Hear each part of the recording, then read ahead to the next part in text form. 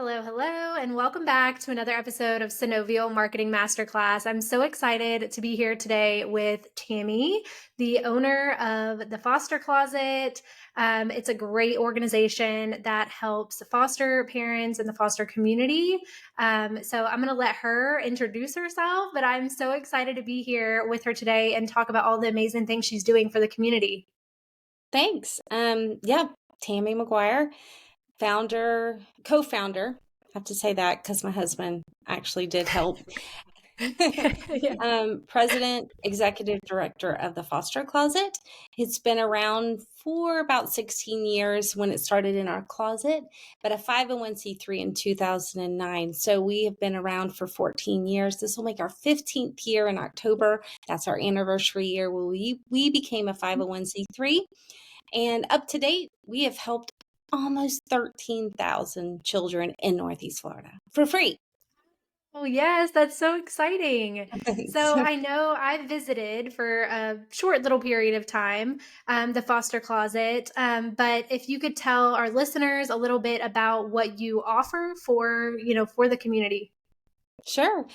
Any child entering foster care from an infancy all the way up to teenagers, we help for free. Anything that they might have left behind and then some. I'm always an advocate of saying if a child wanted something and we have it in our 10,000 square foot facility, we're going to get it for them. And if we don't, we will ask our donors or we will go out and purchase the funds that we are getting from the donors to go out and get the items specifically for that child. We do take gently used items, but we also have brand new items as well. But we also have kids that are aging out of foster care. So that's 18 to 23. We help them with anything they need for their new space and clothing and jewelry and hair products and sometimes even food baskets and gift cards to grocery Awesome. stores. And then we deliver it to their new space. Oh, that is so cool. So you offer delivery as well. I love that it's all ages, all age ranges. I think that's awesome. So I'm interested. I'm currently in the process of becoming a licensed foster parent. And so I know me and you have spoken about that. I'm super excited for this new journey, but I would love to hear about how you started in foster care and kind of how that journey started for you. Sure. When I was 22, I was a cosmetologist and I had a girl that was in Children's Home Society. At the time, they had a group homes. And I sponsored a girl who was 13, and at 16, she got adopted. So I got to see that ebb and flow of her coming in after the death of her mother and then finding an adoptive home and then moving off to eternity where I don't even know where she is now. So when my husband and I got married, he has a relative adoption in their family. And so we just knew both of us that we wanted to adopt. That was the first catalyst of how we got to fostering. But we have two belly babies. My son Ben is 29 and Reagan is 26. And when we got him to this age that we wanted to have more children and we couldn't, Mm. we started looking at adoption. Everybody started making us go overseas, but in our hearts of hearts, we knew it's in our own backyard. So we went to the Children's Home Society, who has state adoptions, and found out that these people can have children, or they've in vitroed, or tried and had failed adoptions. And that's so sad for us that we felt like we were just being a glutton. And Mm. how can we take children from families who couldn't have children? So literally we didn't speak for 15 minutes, just contemplating, praying, like, what is the next step for our family? And John said, I think we're going to help many. And I said, oh, just like my grandparents who ran the parental home for girls in Oh, Duval County years ago. that's so cool. And when they retired, they closed down the parental home for girls.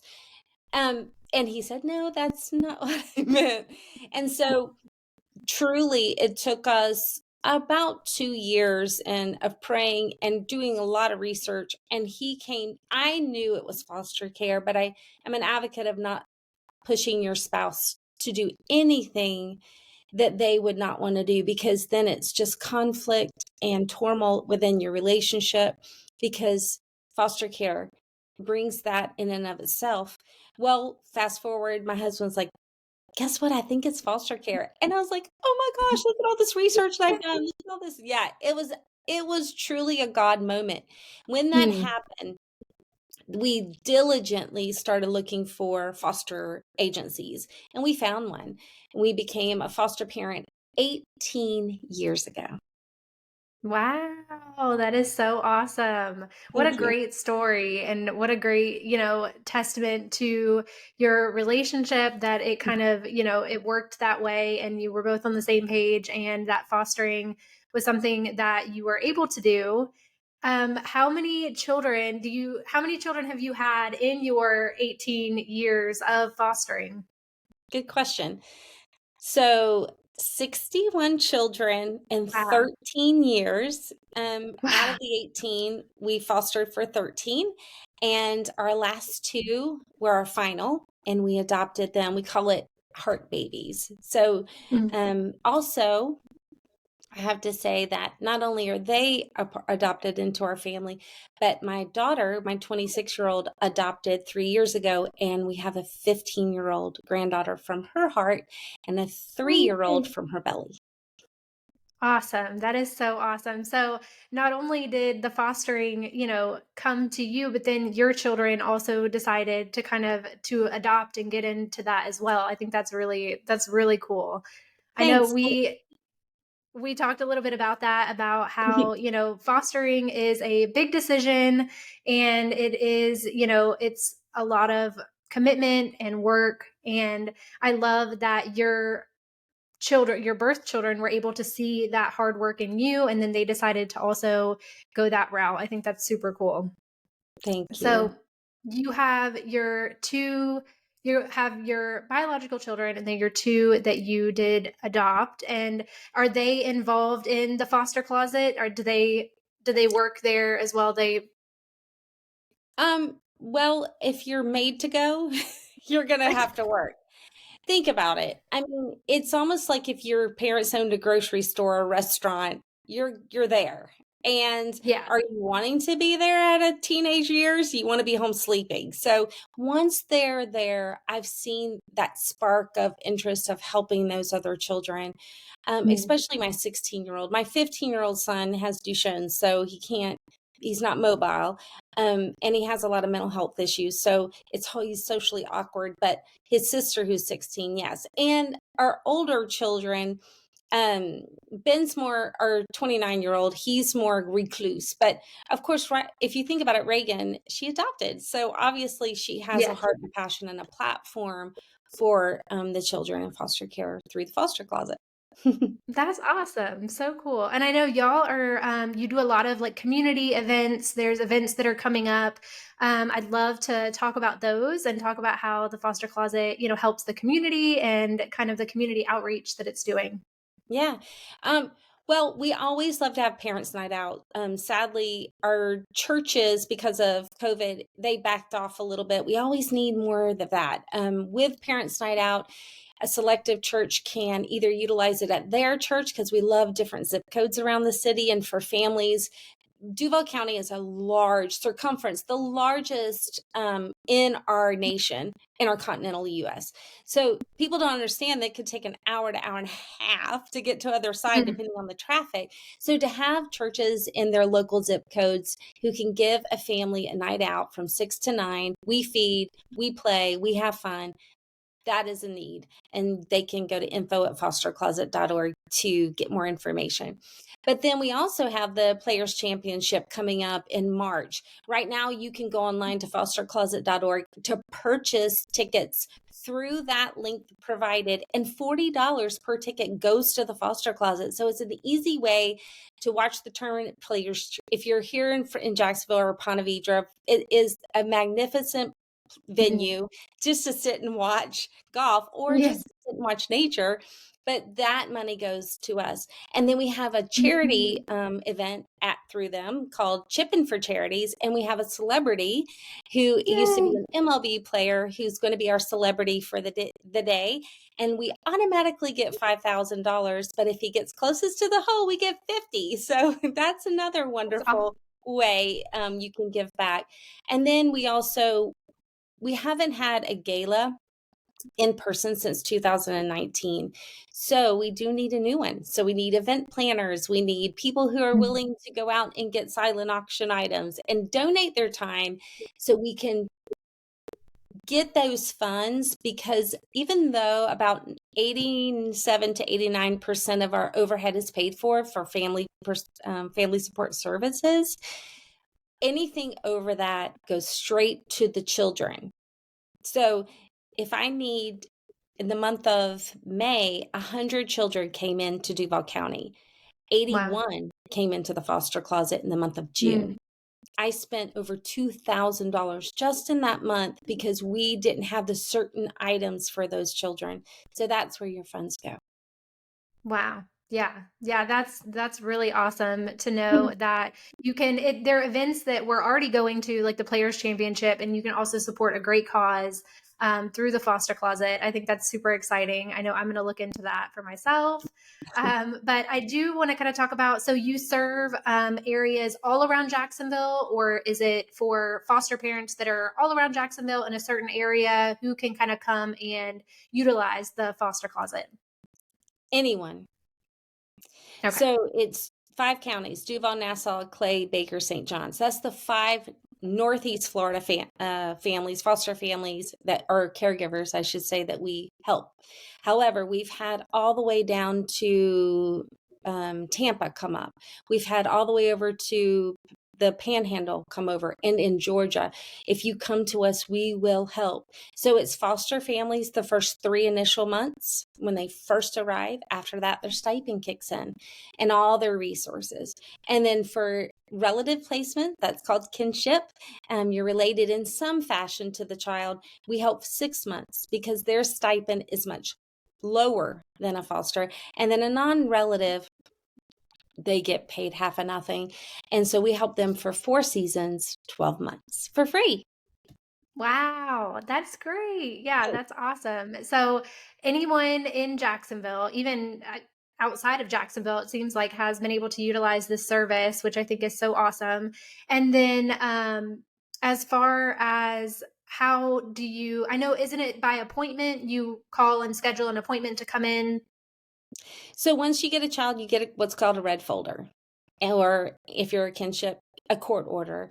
So with that saying, you fill out a form online 24/7. Foster closet's not open 24/7, but our website is. So once they fill that form out, or FSC worker, which is their caseworker, their guardian ad litem, whomever is scheduling the appointment to pick up, that goes straight away to us. Then we email them back, and then we get them in as soon as possible for their scheduled appointment. If it's a teenager, or for instance, tomorrow we have a 6-year-old who wears a boy's 10, he'll come in and try on, and it'll take at least an hour. We had a girl who was pregnant and 16. It took her almost 2 hours, because when you're pregnant, your belly changes, your upper body changes, and you want to make sure that the fit can last them a little bit longer. So depending on that, that's how they make their appointments, and that's how we serve and love on them. Awesome. So, so, so great. And then not only for the foster parents in the community, but the non foster parents that are involved in the system, you said they can donate items and definitely donate funds through those events. Is there any other things specifically that the foster closet needs, or any other way that they can support? Yeah. So Foster Closet has a website. We update it every week. I think we just did it yesterday. So it's very current. It's always seasonal. So if it's winter, we want winter. Yes, it's almost 80 degrees, I think, today. However, it's still in the next 2 days after that, it'll be 40s again. So we need winter clothing. That way that they can layer and spread and shed, I said. But they can go on there, find out how to donate and what our items are needed in red, and how to make their scheduled drop-off appointment. So if you want to get involved, like tangibly, to sit with a child or to help with volunteering, go to fostercloset.org. So I just want to touch on, those are volunteers, as in, is there a specific age to volunteer, or 14 and up. Okay, so 13 and up. And those are volunteers at the foster closet or at the events or both? Both. Once you fill out a Okay. volunteer form on fostercloset.org, it specifies, do you want to do a drive? Do you want to volunteer in person? Do you want to help on the truck? Do you want to do birthday cakes or gift cards for birthdays or events? So it is, or bring a group. So there's lots of ways you can volunteer at the foster closet. We have Bank of America, we have local realtors, we have schools and organizations. We have foster closet clubs in different high schools. So if you want to be a part of it, it's easy to come. You only need 2 hours per week, and you choose the hours and you choose the week. It could be every other month, or we have people that come twice a week. So it's up to you. That is really cool. And are those, I'm sure those hours, because I know I have friends that their children need hours for high school, like volunteer hours. So those will go over for that and be able to be used for that, I'm sure. That is That is correct. so, yay, that's so awesome. And I also wanted to touch on, not only do you offer clothes and other items for these children, but you also do like, you celebrate birthdays at the foster closet and other events like that for the children as well. Right, right. So when they come in, you'll see on a lot of our social medias how they'll come in and we'll do birthday giveaways.